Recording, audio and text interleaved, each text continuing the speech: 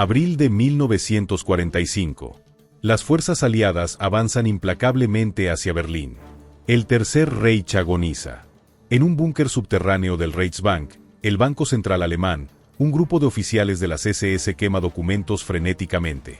Afuera, en la noche berlinesa, convoys de camiones fuertemente custodiados abandonan la ciudad en diferentes direcciones. Su carga, toneladas de oro, divisas extranjeras, obras de arte invaluables y documentos ultrasecretos.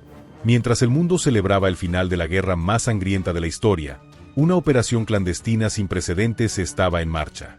Miles de millones en tesoros robados, reservas nacionales de oro de países ocupados, obras maestras saqueadas de museos y colecciones privadas de toda Europa, y secretos tecnológicos y militares desaparecían en las sombras.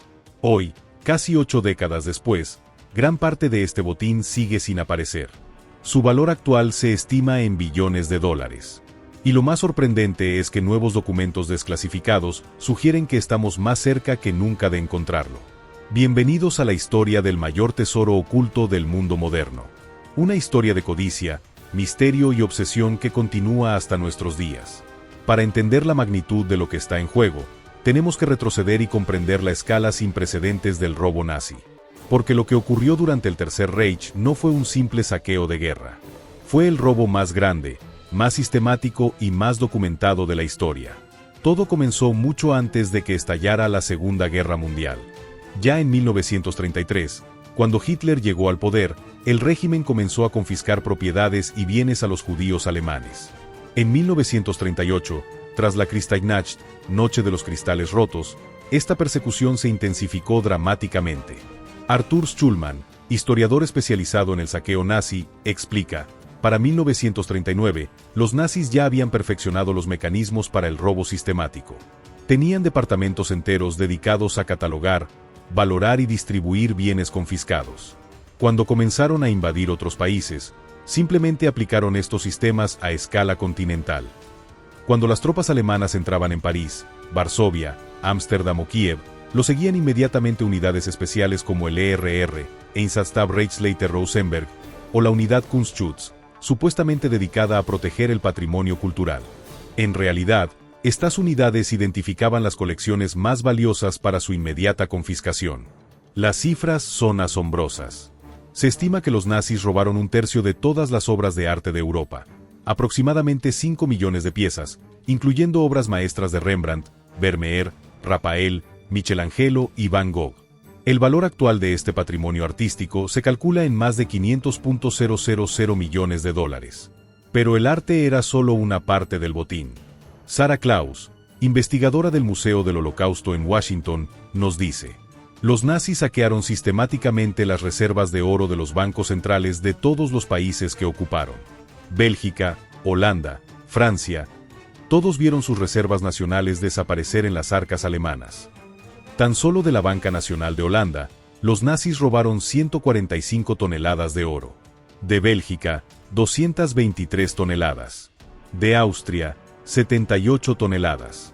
En total, Alemania acumuló ilegalmente más de 550 toneladas de oro robado, equivalente a unos 35.000 millones de dólares actuales.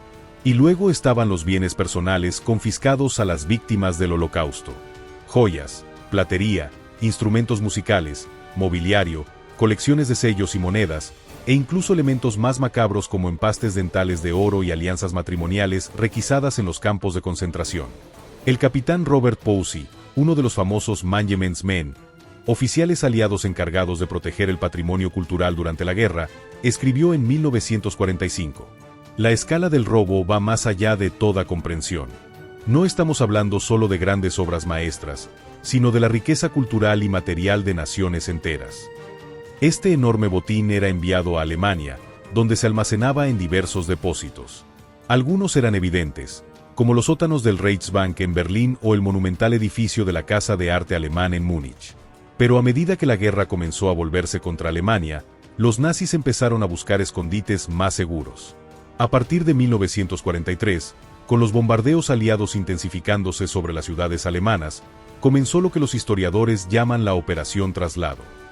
Miles de obras de arte y toneladas de oro y otros tesoros fueron evacuados a ubicaciones remotas, principalmente en las regiones montañosas de Baviera, Austria y la actual República Checa. Martin Bormann, el poderoso secretario personal de Hitler, supervisó personalmente mucho de este proceso. Como explica el historiador Robert Edsel, Bormann entendió antes que muchos otros que la guerra estaba perdida. Mientras Hitler seguía hablando de victorias milagrosas, Bormann organizaba meticulosamente la ocultación de estos tesoros. No sabemos si la intención era financiar un cuarto Reich en el exilio o simplemente enriquecer a la élite nazi después de la guerra, pero el plan era claramente a largo plazo. Uno de los destinos principales fue la mina de sal de Altaussee, en Austria. En sus galerías de 80 kilómetros de longitud, los nazis almacenaron más de 6.500 obras maestras, incluyendo la Adoración del Cordero Místico de Van Eyck, la Madonna de Brujas de Michelangelo, y pinturas de Vermeer, Rembrandt y Leonardo da Vinci. Otras ubicaciones incluían la mina de Merkers, donde se ocultaron 100 toneladas de oro del Reichsbank, el castillo de Neuschwanstein en Baviera, lleno de tesoros robados a coleccionistas judíos franceses, y las minas de Siegen, donde se escondieron obras del Museo de Berlín. El profesor Wilhelm Kaltenbach, especialista en historia del arte, comenta: los nazis no escondían estas obras de forma caótica. Todo estaba meticulosamente documentado. Tenían inventarios detallados y las condiciones de almacenamiento eran sorprendentemente buenas, con control de temperatura y humedad. Sabían exactamente lo que tenían y dónde estaba, al menos hasta las caóticas semanas finales de la guerra. Y ahí está la clave, porque lo que ocurrió en esas últimas semanas de abril y principios de mayo de 1945 sigue siendo uno de los grandes misterios sin resolver. Sabemos que, cuando la derrota era ya inevitable, Hitler emitió su infame Orden Nerón, autorizando la destrucción de infraestructura alemana para dejar un paisaje quemado a los aliados. Aunque muchas de estas órdenes no se cumplieron, surgió el temor de que los tesoros artísticos escondidos pudieran ser destruidos. En la mina de Altaussee, el Gauleiter, líder regional nazi, Auguste Gruber ordenó sellar las entradas y detonar 8 bombas de 500 kilogramos dentro de la mina, lo que habría destruido miles de obras maestras. Afortunadamente, los mineros locales y algunos oficiales alemanes amantes del arte sustituyeron en secreto las bombas por otras de menor potencia y evitaron la catástrofe. Pero no todos los tesoros tuvieron esa suerte. Existen informes de convoys de camiones y trenes cargados con oro y arte que salieron de sus escondites en las últimas semanas, con destinos desconocidos.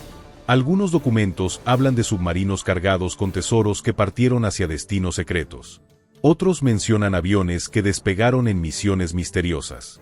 El coronel James S. Keller, quien formó parte de las fuerzas americanas que capturaron la mina de Merkers, recuerda: cuando llegamos a la mina, encontramos cantidades inmensas de oro, divisas y arte.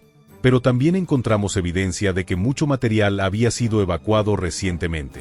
Había cajas vacías, registros incompletos y testimonios de trabajadores locales que hablaban de convoys que habían partido hacia el sur justo días antes. Es aquí donde comienza el verdadero misterio del tesoro nazi. Cuando la guerra terminó, los aliados pusieron en marcha programas para recuperar los bienes robados. El más famoso fue la unidad de Management, oficialmente llamada Management, Fine Arts and Archives Program.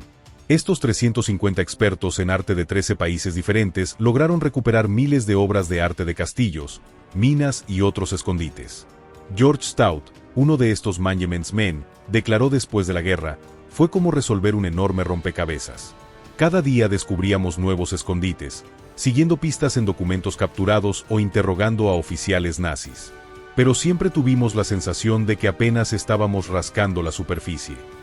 Y efectivamente, a pesar de éxitos notables como el descubrimiento de las minas de Altaussee y Merkers, quedaron enormes agujeros en la contabilidad del botín nazi. El oro recuperado representaba apenas un 70% del que se sabía había sido robado. Miles de obras de arte documentadas en los registros nazis nunca aparecieron. Y eso sin contar los objetos que nunca llegaron a ser catalogados en primer lugar. Bernard Tapper, otro Managementsman, escribió en sus memorias: a medida que avanzaba nuestro trabajo, se hacía evidente que estábamos persiguiendo un fantasma. Cada respuesta generaba 10 nuevas preguntas. Cada descubrimiento revelaba nuevas desapariciones. Para complicar aún más las cosas, el inicio de la Guerra Fría pronto desvió la atención de la búsqueda de tesoros.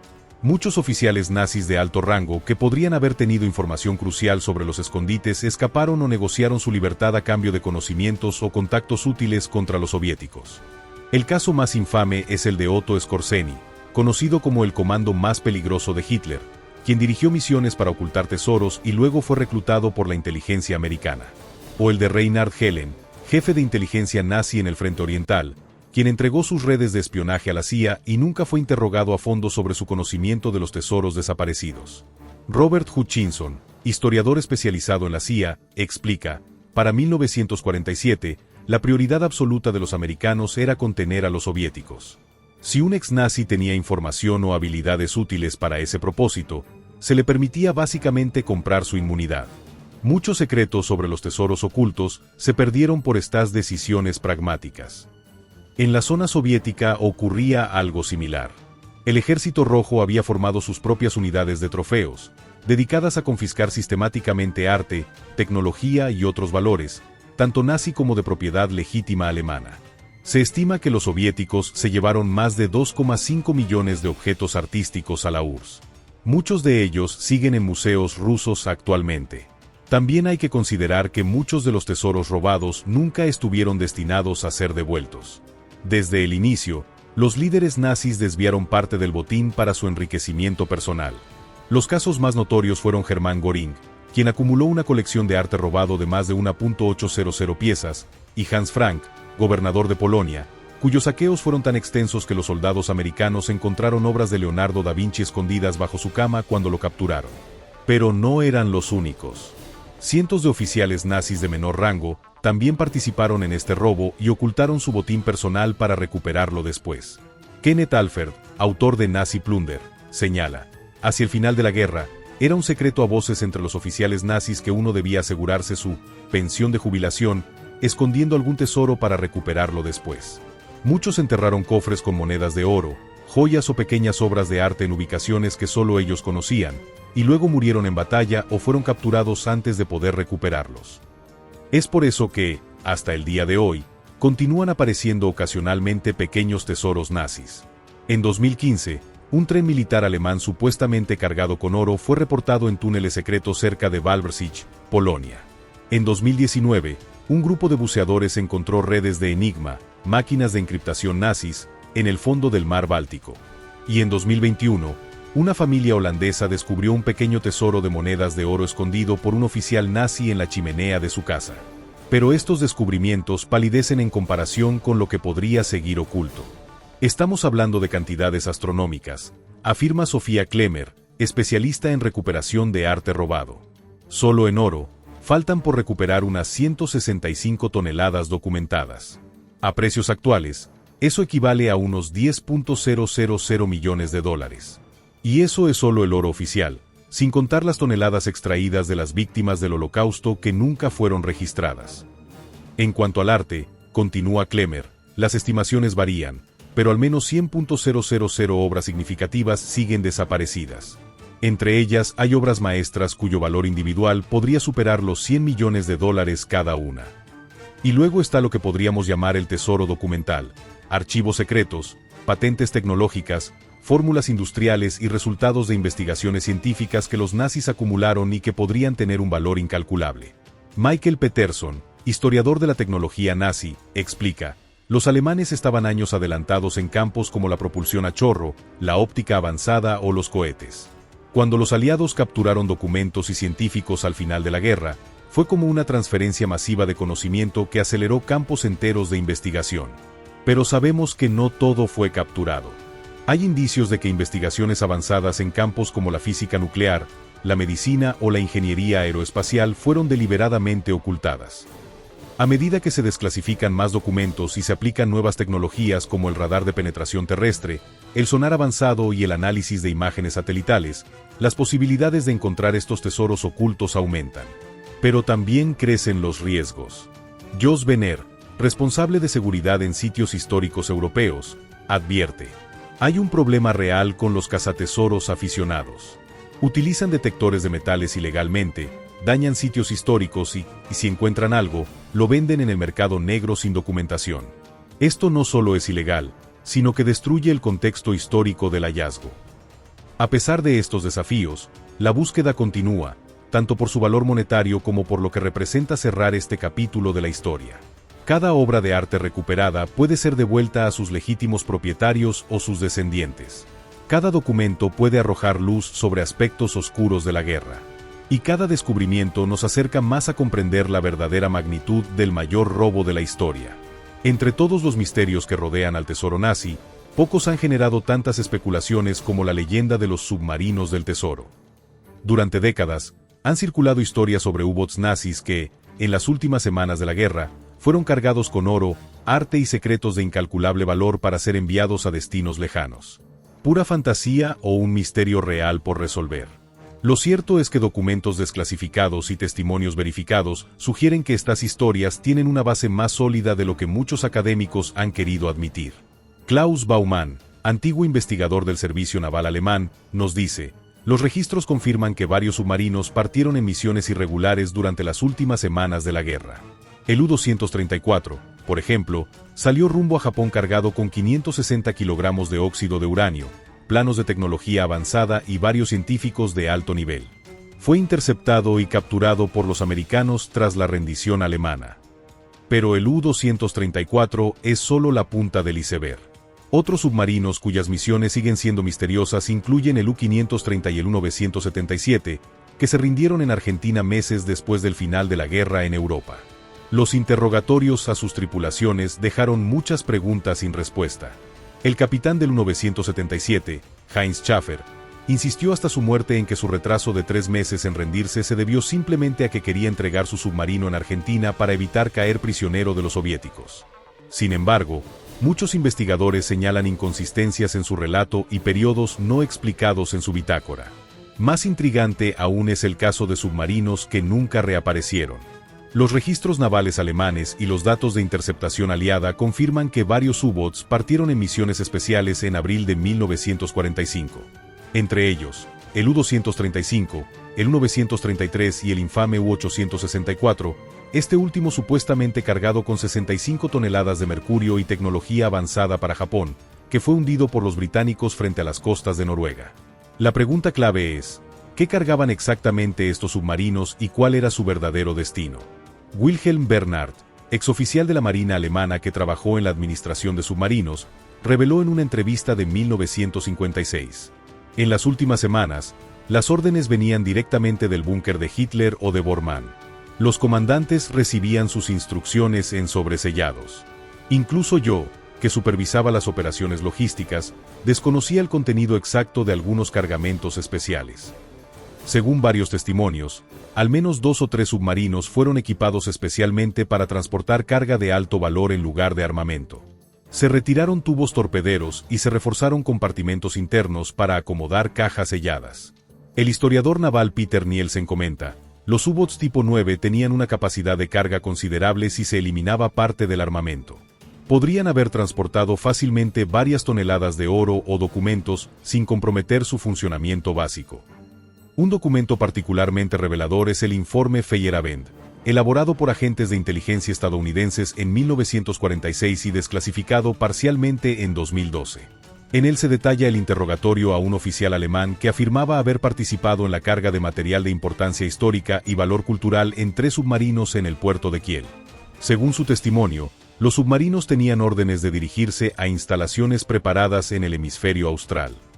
Este testimonio coincide con otro documento intrigante, un informe del Servicio de Inteligencia británico que registró la conversación interceptada entre 2 oficiales alemanes capturados. En ella, uno mencionaba las bóvedas preparadas en Argentina y se refería a cargamentos de garantía que habían sido enviados por la ruta segura. Hans Weber, historiador especializado en las relaciones entre el Tercer Reich y Sudamérica, explica: sabemos con certeza que altos jerarcas nazis como Bormann y Müller establecieron rutas de escape hacia Sudamérica, especialmente Argentina. El régimen de Perón era simpatizante, y muchos alemanes ya vivían en colonias establecidas en Argentina, Chile y Paraguay. Estos países representaban un destino lógico no solo para personas, sino también para bienes de alto valor. De hecho, la llamada Ruta de las Ratas, el sistema de escape para nazis importantes, está bien documentada. Utilizaba monasterios católicos, identidades falsas proporcionadas por la Cruz Roja y contactos en España, Italia y Sudamérica. Figuras notorias como Adolf Eichmann, Josef Mengele y Erich Priebke utilizaron estas rutas para escapar a Sudamérica. Margarete Müller, archivista que ha estudiado documentos del Banco Nacional Argentino, añade: los registros bancarios argentinos muestran un inexplicable aumento en los depósitos de oro entre 1945 y 1948. El origen de este oro nunca ha sido completamente explicado. También hay registros de transacciones inmobiliarias importantes en áreas remotas de la Patagonia realizadas por intermediarios vinculados a inmigrantes alemanes recientes. En 1997, la Comisión de Esclarecimiento de Actividades Nazis en Argentina, CEANA, confirmó que el país había recibido al menos $180 millones en oro nazi de origen dudoso, equivalentes a unos 2.500 millones actuales. Sin embargo, muchos investigadores consideran esta cifra muy conservadora. Uno de los casos más fascinantes que vincula submarinos con tesoros nazis es el misterio del submarino perdido de Patagonia. En 1983, un buzo argentino afirmó haber encontrado los restos de un U-boot alemán semienterrado en un estuario remoto cerca de San Antonio Oeste. Según varios testigos locales, en los años de posguerra se observó actividad inusual en esa zona aislada, incluyendo la presencia de alemanes que no hablaban español. Si bien las autoridades oficiales nunca confirmaron este hallazgo, expediciones posteriores de investigadores independientes en 2001 y 2010 afirmaron haber localizado metal y componentes consistentes con la estructura de un submarino alemán. Sin embargo, la dificultad del terreno y la falta de fondos han impedido una investigación exhaustiva. Eckhard Lobe, un buzo que participó en la expedición de 2010, recuerda: lo que encontramos era definitivamente artificial y de origen metálico. La forma y disposición coincidían con la sección de popa de un submarino tipo 9. Pero sin una excavación profesional, es imposible confirmar definitivamente qué es exactamente o qué podría contener. Dejando atrás Sudamérica, otro posible destino de los submarinos del tesoro es la Antártida. Durante los años 30 y 40, Alemania mostró un gran interés en el continente helado, enviando varias expediciones y reclamando un territorio que denominaron Neuschwabenland, Nueva Suabia. Si bien la mayoría de los historiadores consideran que el interés alemán en la Antártida era principalmente científico y estratégico, algunos documentos sugieren que los nazis también consideraron el continente como un posible escondite de último recurso. Ernst Mueller, quien sirvió en la logística naval alemana, declaró en un interrogatorio de 1946: se discutieron planes para establecer bases en la Antártida donde podrían almacenarse suministros para operaciones futuras. Se realizaron al menos 2 misiones preparatorias entre 1943 y 1945. No sé si estas bases llegaron a ser totalmente operativas, pero los planes existían. Lo que es indiscutible es que el territorio reclamado por Alemania en la Antártida incluía zonas de costa con bahías profundas y fiordos donde, técnicamente, un submarino podría haber accedido. Y también es cierto que, en 1946 a 1947, Estados Unidos lanzó la Operación Ignjum, la mayor expedición a la Antártida hasta ese momento, con 13 barcos, 33 aeronaves y 4.700 hombres. Aunque oficialmente era una misión de entrenamiento y exploración, algunos documentos sugieren que uno de sus objetivos no declarados era investigar posibles actividades alemanas en el continente. El almirante Richard Byrd, quien dirigió la operación, hizo declaraciones crípticas a su regreso que han alimentado las especulaciones durante décadas. Es necesario que Estados Unidos mantenga la vigilancia completa sobre la Antártida. Tendré que advertir a mi nación de la grave situación que enfrenta el mundo entero. Dejando de lado las teorías más especulativas, lo que es indudable es que varios submarinos alemanes desaparecieron en circunstancias misteriosas en los últimos meses de la guerra, y que sus últimas órdenes siguen siendo en gran parte desconocidas. Actualmente, equipos de exploradores submarinos con tecnología avanzada están buscando activamente estos submarinos perdidos. Martin Davidson, quien dirige una de estas expediciones, explica: con el sonar moderno y los vehículos submarinos no tripulados, podemos explorar áreas que antes eran inaccesibles. Si estos submarinos existen, es solo cuestión de tiempo antes de que los encontremos. Sin embargo, los submarinos del tesoro son solo una parte de la historia. Otra área que ha generado intensas búsquedas son los lagos alpinos de Austria y Baviera. Hacia el final de la guerra, cuando los bombardeos aliados intensificaban la presión sobre Alemania, los oficiales nazis buscaron escondites cada vez más remotos e inaccesibles. Los lagos alpinos profundos ofrecían un refugio perfecto, aislados, difíciles de explorar y con profundidades que superan en algunos casos los 200 metros. Herbert Mueller, un antiguo soldado de las SS que fue capturado por los americanos en mayo de 1945, proporcionó uno de los testimonios más intrigantes sobre estas operaciones. En su interrogatorio, declaró: en abril de 1945, fui asignado a un comando especial que transportó unas 18 cajas grandes al lago Toplice en Austria. Las cajas fueron cargadas en una barcaza y luego hundidas en la parte más profunda del lago. Nunca se nos dijo qué contenían, pero el oficial a cargo las describió como material crucial para el futuro Reich. El testimonio de Mueller no quedó en el olvido. En 1959, un equipo de buceadores de la revista alemana Stern exploró el lago Toplice y encontró varias cajas que contenían millones en billetes de libras esterlinas falsificados. Parte de la Operación Bernard, un plan nazi para desestabilizar la economía británica inundándola con dinero falso. También recuperaron documentos y placas de impresión. Sin embargo, las difíciles condiciones del lago, una capa de troncos sumergidos a 30 metros de profundidad bloquea el acceso a las zonas más profundas, impidieron una exploración completa.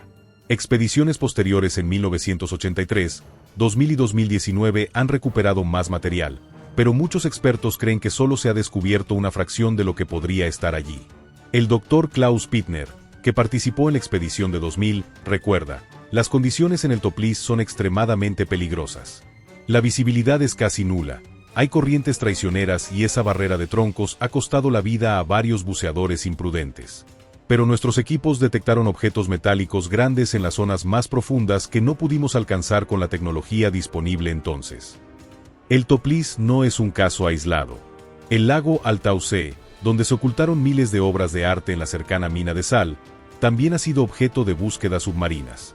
Y los lagos Mondsee, Grundlsee y Wolfgangsee, todos en la región de Salzkammergut en Austria, figuran en documentos capturados como posibles ubicaciones de material oculto. Mónica Strauss, especialista en recuperación de arte robado, explica: los nazis eran meticulosos en su documentación, pero en las últimas semanas de la guerra, ese sistema se derrumbó. Muchos registros fueron destruidos deliberadamente, y las órdenes finales a menudo se daban verbalmente para no dejar rastro. Es por eso que estas búsquedas son tan difíciles. Estamos persiguiendo rumores, testimonios parciales y documentos incompletos. En 2015, la tecnología volvió a abrir una vieja pista. Imágenes de sonar avanzado del lago Chiemsee en Baviera revelaron lo que parecía ser una estructura artificial sumergida a unos 100 metros de profundidad. Un equipo de arqueólogos subacuáticos dirigido por la doctora Annemarie Weber investigó el sitio y encontró los restos de lo que parece ser un pequeño búnker sumergido. La doctora Weber detalla: la estructura está hecha de hormigón reforzado, tiene aproximadamente 8 por 5 metros, y parece haber sido deliberadamente hundida. En su interior encontramos fragmentos de lo que podrían ser contenedores metálicos, pero estaban demasiado dañados para determinar su contenido original.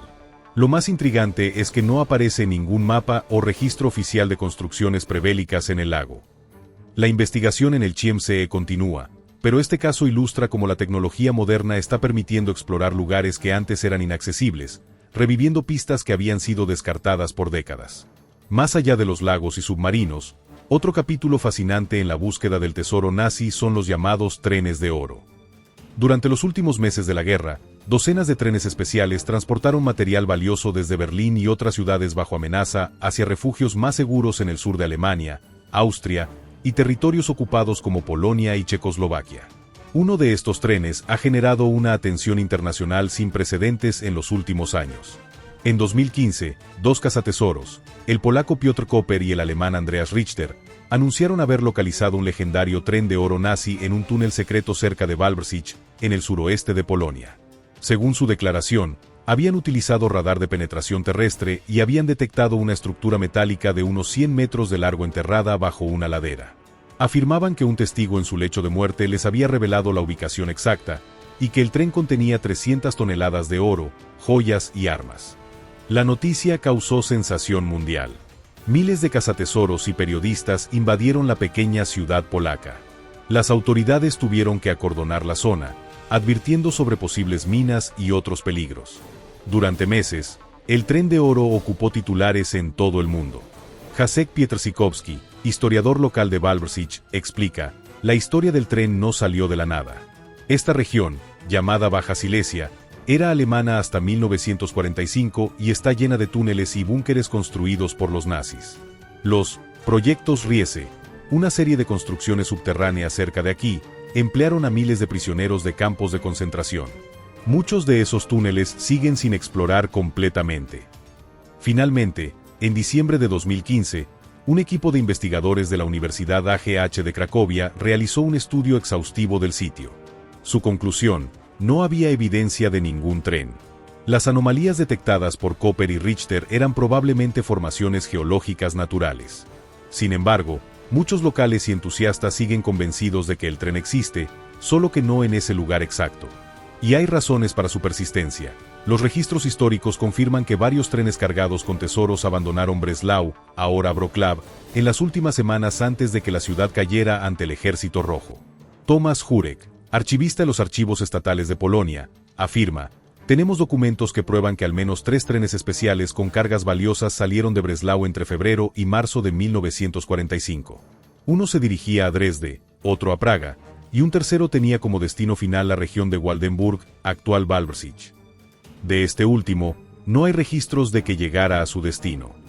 La zona alrededor de Wałbrzych está repleta de túneles ferroviarios, muchos de los cuales fueron sellados o dinamitados al final de la guerra. Algunos de estos túneles se conectan con los complejos subterráneos del Proyecto Riese, un vasto sistema de construcciones cuyo propósito exacto sigue siendo un misterio. Joanna Lamparska, periodista que ha investigado extensamente los túneles de la región, comenta: lo que hace creíble la historia del tren es que esta zona es perfecta para ocultar algo valioso. Los nazis invirtieron enormes recursos en estas instalaciones subterráneas. Algunos túneles tienen entradas secundarias que no aparecen en ningún mapa. Y la tecnología de la época permitía sellar secciones enteras de manera casi indetectable. Si bien el tren de Wałbrzych sigue siendo esquivo, otros hallazgos relacionados con trenes nazis han sido verificados. En 2009, un equipo de investigación checo descubrió un vagón enterrado cerca de la frontera con Alemania que contenía componentes de radar avanzados y prototipos de armas que los nazis estaban desarrollando. Y en 2020, trabajadores ferroviarios que renovaban un túnel cerca de Múnich encontraron un compartimento sellado con documentos y lingotes de plata acuñados con el sello del Reichsbank. La doctora Emma Ruger, especialista en logística militar alemana durante la Segunda Guerra Mundial, explica: los ferrocarriles eran la columna vertebral del sistema de transporte nazi. Era lógico usarlos para evacuar material valioso. Y los túneles ferroviarios, muchos construidos para resistir bombardeos, ofrecían escondites ideales. Un tren podía entrar en un túnel, descargar su contenido en una cámara lateral previamente preparada, y luego continuar vacío. La entrada a la cámara podía ser sellada y camuflada, quedando prácticamente indetectable. Y aquí es donde la tecnología moderna está cambiando el juego. Los avances en radar de penetración terrestre, magnetometría y tomografía sísmica ahora permiten ver a través de montañas, detectar cavidades subterráneas y localizar objetos metálicos enterrados a gran profundidad sin necesidad de excavaciones destructivas. Robert Glueckner, geofísico especializado en detección subterránea, explica: los instrumentos actuales pueden detectar anomalías del tamaño de un tren a profundidades de hasta 50 metros, dependiendo del tipo de suelo. Y lo más importante, podemos crear modelos tridimensionales detallados que distinguen entre formaciones naturales y estructuras artificiales. Estas tecnologías ya están siendo aplicadas en lugares como los complejos del Proyecto Riese, las zonas montañosas de Baviera y los sistemas de túneles en las antiguas zonas de ocupación nazi, revelando estructuras cuya existencia se desconocía. Pero incluso con esta tecnología avanzada, la búsqueda sigue siendo extremadamente compleja. Christine Weber, arqueóloga que ha participado en varias expediciones, explica: el problema es la escala. Estamos hablando de miles de kilómetros cuadrados de territorio, muchos en zonas remotas o de difícil acceso. Examinar cada montaña, cada lago, cada túnel con estas tecnologías requeriría décadas y presupuestos astronómicos. Además del tema logístico, existe también una dimensión legal y diplomática. Las búsquedas de tesoros nazis cruzan fronteras nacionales y tocan cuestiones delicadas sobre propiedad y restitución. Si se encuentra un tesoro, ¿a quién pertenece? ¿Al país donde se encuentra? ¿A los herederos de las víctimas a quienes fue robado originalmente? ¿A quienes lo descubran? Markus Lehmann, experto en Derecho Internacional y Restitución de Bienes de Guerra, aclara: la legislación varía enormemente entre países. En Polonia, por ejemplo, cualquier descubrimiento histórico pertenece automáticamente al Estado.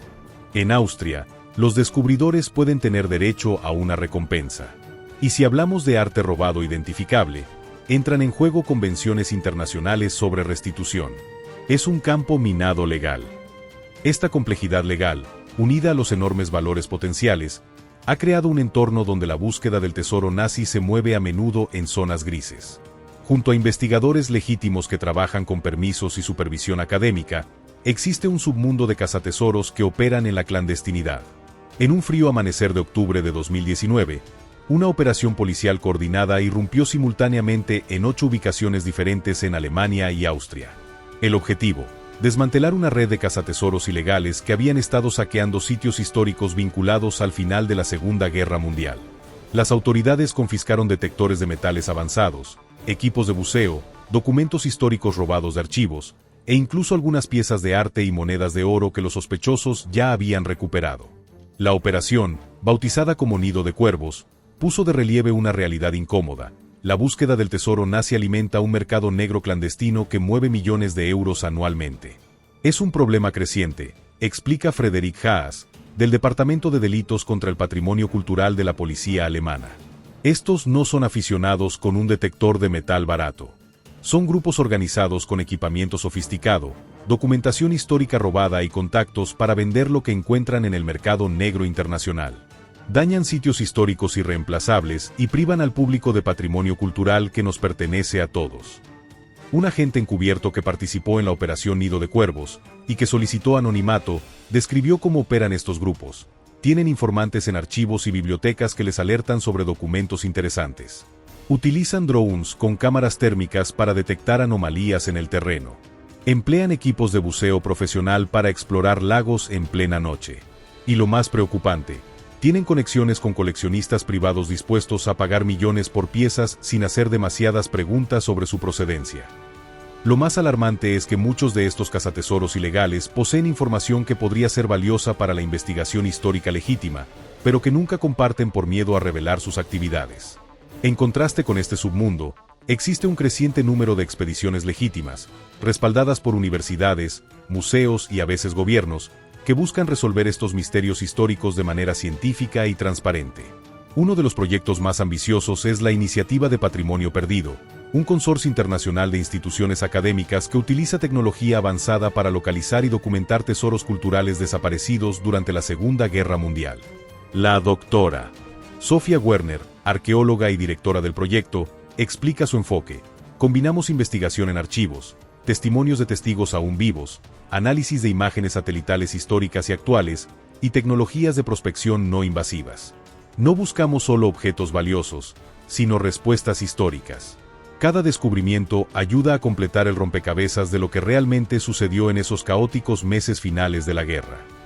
Uno de los éxitos recientes de la iniciativa fue la localización de una colección de manuscritos medievales que había desaparecido de una abadía cerca de Múnich en 1945.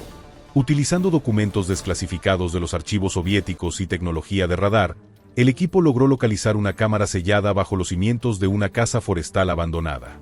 Los manuscritos, valorados en más de 30 millones de euros, están siendo restaurados y pronto serán devueltos a la abadía. Lo que hace especial este hallazgo, continúa la doctora Werner, no es solo el valor monetario, sino lo que nos revela sobre los planes nazis para la preservación cultural selectiva. Los documentos que encontramos junto a los manuscritos indican que esta colección fue ocultada como parte de un plan sistemático para preservar lo que los nazis consideraban patrimonio cultural germánico auténtico. Esto nos da nuevas perspectivas sobre cómo el régimen planeaba reescribir la historia cultural después de la guerra. Otro proyecto pionero es la Expedición Lago Profundo, que está utilizando minisubmarinos robotizados para explorar sistemáticamente los lagos alpinos donde se sospecha que los nazis hundieron material valioso. Michael Rothberg, ingeniero jefe del proyecto, describe la tecnología. Nuestros vehículos operados remotamente pueden descender hasta 300 metros y están equipados con sonar de barrido lateral, magnetómetros y cámaras de alta definición. Pueden operar en condiciones de visibilidad cero y navegar entre obstáculos como los troncos sumergidos que han impedido exploraciones anteriores. En 2021, la expedición Lago Profundo hizo un hallazgo significativo en el lago Altaussee, los restos de lo que parece ser un búnker subacuático deliberadamente hundido. Aunque su contenido había sido aparentemente retirado, Los documentos metálicos recuperados del interior incluían fragmentos de inventarios que mencionaban obras de arte y materiales especiales que nunca fueron recuperados por los monumentos Men. Otra área de investigación activa son los complejos subterráneos del proyecto Riese en la actual Polonia. Este vasto sistema de túneles y cámaras, construido por prisioneros de campos de concentración en las montañas de Baja Silesia, sigue siendo en gran parte un misterio. Solo se conoce el propósito de aproximadamente un 10% del espacio excavado. Piotr Krusinski, historiador y espeleólogo que ha explorado extensivamente los túneles de Riese, explica: los nazis invirtieron recursos enormes en estas instalaciones subterráneas, en un momento en que cada trabajador y cada kilo de cemento eran cruciales para el esfuerzo bélico. No habrían hecho eso sin un propósito importante. Sabemos que parte del complejo estaba destinado a instalaciones de producción de armas, pero hay secciones enteras cuya función sigue siendo desconocida. En 2018, un equipo de exploración descubrió una cámara previamente desconocida en el complejo de Riese que contenía componentes de radar avanzados y prototipos de giroscopios que habrían sido utilizados en sistemas de guía de misiles. Y en 2020, otro grupo localizó una sala sellada que contenía archivos técnicos relacionados con el programa de submarinos. Lo que hace fascinantes estos descubrimientos, continúa Krusinski, es que no son solo tesoros en el sentido tradicional. Son piezas de historia tecnológica que nos muestran cuán avanzada estaba la investigación alemana en ciertos campos. Algunos de estos documentos y prototipos podrían haber sido invaluables para potencias extranjeras después de la guerra, lo que explicaría por qué fueron ocultados tan meticulosamente. Esta dimensión tecnológica del tesoro nazi es a menudo pasada por alto en favor de las historias más sensacionalistas sobre oro y obras de arte. Sin embargo, los expertos señalan que los secretos tecnológicos podrían haber sido, en muchos casos, el componente más valioso. El Dr. Heinrich Müller, historiador de la ciencia especializado en tecnología militar alemana, explica: los nazis habían desarrollado tecnologías que estaban años, a veces décadas, por delante del resto del mundo: motores a reacción avanzados, cohetes balísticos, sistemas de visión nocturna, incluso primeros conceptos de tecnología stealth, invisible al radar. Algunas de estas innovaciones valían más que su peso en oro para las potencias de posguerra.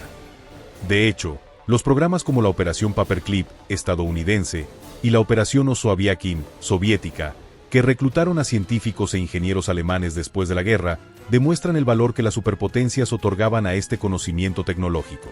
Pero no todo fue capturado, continúa el Dr. Müller. Hay evidencia de que algunos científicos e ingenieros ocultaron deliberadamente su trabajo más avanzado para usarlo como moneda de cambio, o para continuar su desarrollo en otros países. Documentos recientemente desclasificados sugieren que ciertos avances en propulsión aeroespacial, armamento avanzado y comunicaciones nunca cayeron en manos aliadas o soviéticas. Esta posibilidad ha alimentado teorías sobre tecnología nazi avanzada que podría haber sido transferida a países neutrales o incluso a potencias extranjeras después de la guerra.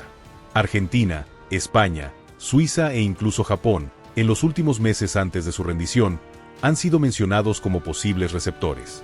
Paralelamente a estas búsquedas físicas, una revolución silenciosa está ocurriendo en los archivos. Miles de documentos que permanecieron clasificados durante décadas están siendo liberados gradualmente, arrojando nueva luz sobre viejos misterios. Paralelamente a estas búsquedas físicas, una revolución silenciosa está ocurriendo en los archivos. Miles de documentos que permanecieron clasificados durante décadas están siendo liberados gradualmente, arrojando nueva luz sobre viejos misterios. Patricia Goldman, investigadora en los Archivos Nacionales de Estados Unidos, explica: documentos que se mantuvieron secretos por razones de seguridad nacional están ahora disponibles para investigadores. Esto incluye informes de inteligencia, interrogatorios a oficiales nazis capturados, e incluso estudios técnicos sobre tecnología alemana confiscada. Cada nuevo lote de documentos desclasificados proporciona piezas adicionales del rompecabezas. Un ejemplo notable es el Informe Johansen, un documento de 124 páginas desclasificado en 2016 que detalla el interrogatorio a un oficial de las SS que supervisó el transporte de material sensible desde Berlín en las últimas semanas de la guerra. El informe, redactado por agentes de contrainteligencia estadounidenses en 1946, incluye descripciones detalladas de al menos 7 localizaciones donde se ocultaron documentos tecnológicos, prototipos de armas y objetos culturales de interés estratégico. Los documentos desclasificados también están revelando una dimensión del tesoro nazi que ha recibido relativamente poca atención. los registros financieros e industriales que podrían identificar a beneficiarios corporativos del saqueo que nunca fueron procesados. Sophie Laurent, historiadora económica, ha estado estudiando estos archivos. Estamos encontrando evidencia de que grandes corporaciones, algunas de las cuales siguen operando hoy, se beneficiaron enormemente de los bienes robados y el trabajo esclavo.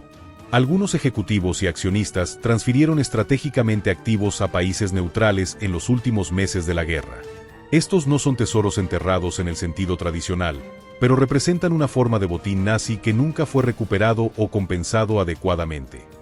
Esta línea de investigación ha llevado a nuevas demandas legales contra corporaciones e instituciones financieras, exigiendo compensación para descendientes de víctimas del Holocausto cuyos bienes fueron robados.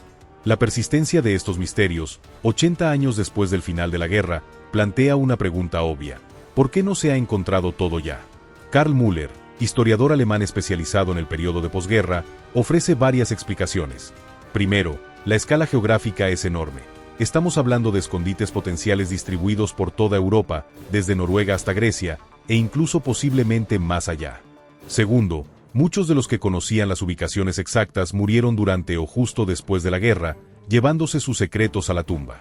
Tercero, la Guerra Fría efectivamente congeló muchas investigaciones, con territorios divididos por el telón de acero y archivos clasificados por ambos bandos. Y finalmente, añade Müller, hay que reconocer que algunos tesoros probablemente fueron encontrados en secreto durante los años de posguerra, por individuos o incluso agencias gubernamentales que optaron por mantener los descubrimientos en privado para evitar reclamaciones legales o controversias políticas. Esta última posibilidad es particularmente intrigante. ¿Cuántos descubrimientos no oficiales han ocurrido a lo largo de las décadas? Es imposible saberlo con certeza, pero hay indicios sugestivos. Anna Reinhardt, periodista investigadora, ha rastreado casos de riqueza inexplicable en regiones asociadas con escondites nazis. Hay historias recurrentes de familias locales que repentinamente mostraron signos de prosperidad en las décadas de 1950 y 1960, sin fuentes de ingresos evidentes. O de antiguos oficiales nazis menores que, tras pasar unos años en prisión, regresaron para vivir con un lujo que no correspondía a sus circunstancias aparentes. Un caso particularmente sugestivo es el de Otto Skorzeny, el comandante de operaciones especiales que Hitler envió personalmente a rescatar a Mussolini en 1943. Después de la guerra, Skorzeny pasó un tiempo en prisión, pero luego estableció una exitosa empresa de ingeniería en España, sirviendo como asesor para varios gobiernos extranjeros, incluyendo Egipto y Argentina. La fuente de su capital inicial nunca ha sido claramente establecida, y varios historiadores sospechan que pudo haber recuperado fondos o materiales ocultos durante la guerra. Independientemente de cuánto se haya encontrado en secreto, lo cierto es que tesoros significativos siguen esperando ser descubiertos, como lo demuestran hallazgos regulares que siguen produciéndose hasta hoy. En 2016, un agricultor cerca de Lübeck, en el norte de Alemania, descubrió accidentalmente una cámara subterránea mientras excavaba para ampliar su granero. En su interior, arqueólogos encontraron centenares de documentos técnicos relacionados con submarinos avanzados, junto con varios prototipos de componentes. Los expertos determinaron que los documentos pertenecían al programa de submarinos tipo 21, considerados los precursores de los submarinos modernos. En 2019, trabajadores de la construcción en Hamburgo desenterraron una caja fuerte oculta en los cimientos de un antiguo edificio de la Gestapo. Contenía 15 kilogramos de oro en barras pequeñas, probablemente confiscadas a víctimas judías, y documentos detallando propiedades confiscadas que nunca fueron devueltas a sus propietarios legítimos. Y en 2022, buzos que exploraban un naufragio en el mar Báltico se encontraron con 3 máquinas Enigma, dispositivos de cifrado nazi, en perfecto estado de conservación, junto con documentos sellados que actualmente están siendo restaurados y estudiados. Estos descubrimientos recientes subrayan un hecho importante. A pesar de décadas de búsqueda, apenas hemos rascado la superficie. Pero más allá del oro, el arte y los secretos tecnológicos, hay otra dimensión esencial en esta búsqueda: la justicia histórica y la restitución. Hannah Gottlieb, nieta de coleccionistas de arte judíos cuyos cuadros fueron confiscados por los nazis en Viena en 1938, explica por qué estas búsquedas siguen siendo relevantes. No se trata solo del valor monetario. Cada objeto recuperado representa una pequeña victoria contra el plan nazi de borrar a mi familia y nuestra cultura de la historia. Cuando un cuadro o incluso un documento es devuelto a los descendientes de sus propietarios legítimos, se cierra un círculo. Es una forma de justicia, aunque llegue 80 años tarde. Esta dimensión ética de la búsqueda del tesoro nazi está ganando prominencia. A medida que más países adoptan legislación para facilitar la restitución de bienes robados, aumenta la presión sobre museos, coleccionistas privados y gobiernos para investigar la procedencia de sus colecciones y devolver objetos de origen dudoso. El caso más emblemático es quizás el de los famosos cuadros de Gurlitt, una colección de más de 1.500 obras de arte descubiertas en 2012 en el apartamento de Cornelius Gurlitt, hijo de un vendedor de arte que trabajó para los nazis. La colección, valorada en más de 1.000 millones de euros, incluía obras de Picasso, Matisse, Chagall y otros maestros, muchas robadas a coleccionistas judíos. Después de años de investigación, más de 14 obras han sido confirmadas como robadas y devueltas a los herederos de sus propietarios originales. Pero cientos más siguen en un limbo, con investigaciones en curso sobre su procedencia exacta. Este caso ilustra los desafíos de la restitución, incluso cuando los objetos son localizados. A menudo, la documentación se perdió durante la guerra, las familias propietarias fueron diezmadas en el Holocausto sin dejar herederos claros, o las cadenas de propiedad son extremadamente complejas. A pesar de estos desafíos, el movimiento por la restitución ha ganado fuerza en las últimas décadas. En 1998, 44 países firmaron los Principios de Washington sobre arte confiscado por los nazis, comprometiéndose a identificar tales obras en sus colecciones públicas y buscar soluciones justas y equitativas con los herederos legítimos. Más recientemente, países como Alemania, Austria y Holanda han establecido comisiones especiales para investigar proactivamente la procedencia de obras en sus museos nacionales. Y Francia anunció en 2019 una nueva agencia dedicada exclusivamente a la investigación y restitución de arte robado durante la ocupación nazi. Melissa Davis, abogada especializada en restitución de arte, ve estos esfuerzos como un avance significativo, aunque tardío. Durante décadas, muchas instituciones adoptaron una actitud defensiva, poniendo obstáculos legales a los reclamantes. Ahora vemos un cambio gradual hacia un enfoque más proactivo y ético. Hay un reconocimiento creciente de que estas no son simplemente disputas legales sobre propiedad, sino parte de un proceso más amplio de reconciliación histórica. Esta evolución hacia un enfoque más ético está influyendo también en cómo se llevan a cabo las búsquedas de tesoros nazis.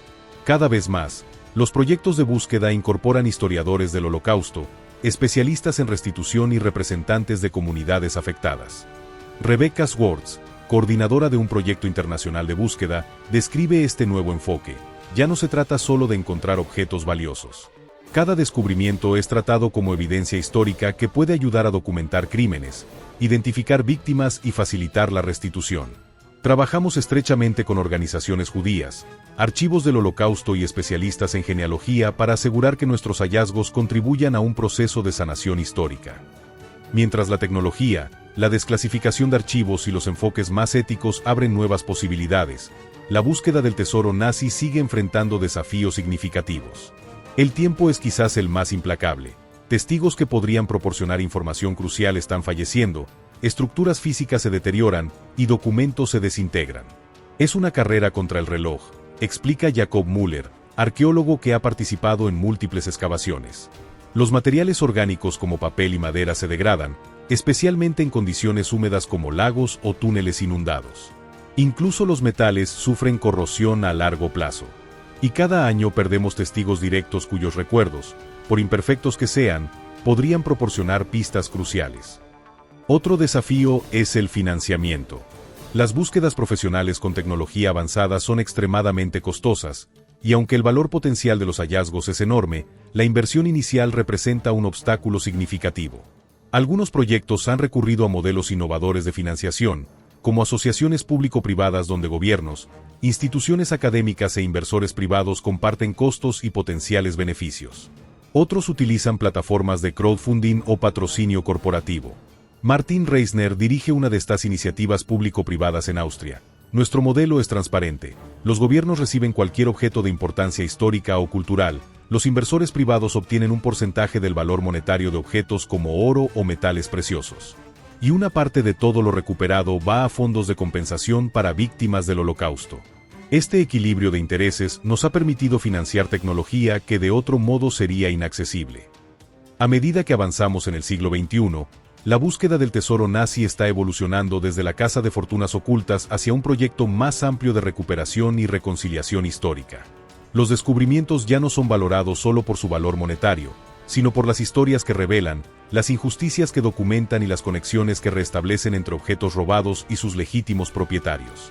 Esta evolución se refleja en proyectos como el Atlas Digital del Saqueo Nazi, una plataforma en línea que documenta la procedencia de objetos robados, los movimientos de colecciones confiscadas y los destinos conocidos o sospechados de tesoros aún por descubrir. Lisa Swartz, historiadora digital que trabaja en el proyecto, explica: estamos creando un repositorio global que cualquiera puede consultar. Si un museo, un coleccionista o incluso alguien que hereda un objeto sospecha que podría tener un pasado problemático, puede buscar en nuestra base de datos. Y personas que buscan obras que pertenecieron a sus familias pueden registrar sus reclamaciones. Es una forma de democratizar la búsqueda y facilitar conexiones que de otro modo serían imposibles. Mientras miramos hacia el futuro, la búsqueda del tesoro nazi promete nuevos e importantes descubrimientos. La combinación de avances tecnológicos, archivos cada vez más accesibles y enfoques de investigación más colaborativos hace inevitable que más secretos salgan a la luz. Cada obra de arte recuperada, cada documento descubierto, cada lingote encontrado nos acerca un poco más a comprender completamente la magnitud del saqueo nazi y a cerrar este oscuro capítulo de la historia con un acto final de restitución y justicia. Como reflexiona María Feldman, cuya familia perdió todo durante el Holocausto, el verdadero tesoro es la verdad histórica, el reconocimiento de lo que ocurrió y la posibilidad, aunque sea parcial y tardía, de restablecer algo de justicia. Cada objeto que regresa a donde pertenece cierra una pequeña herida en la memoria colectiva. En las profundidades de lagos alpinos, ocultos en túneles olvidados, enterrados en bosques remotos o guardados en bóvedas anónimas, los últimos secretos del Tercer Reich esperan ser descubiertos. Y con cada hallazgo, la historia se hace un poco más completa y la justicia, aunque tardía, avanza un paso más.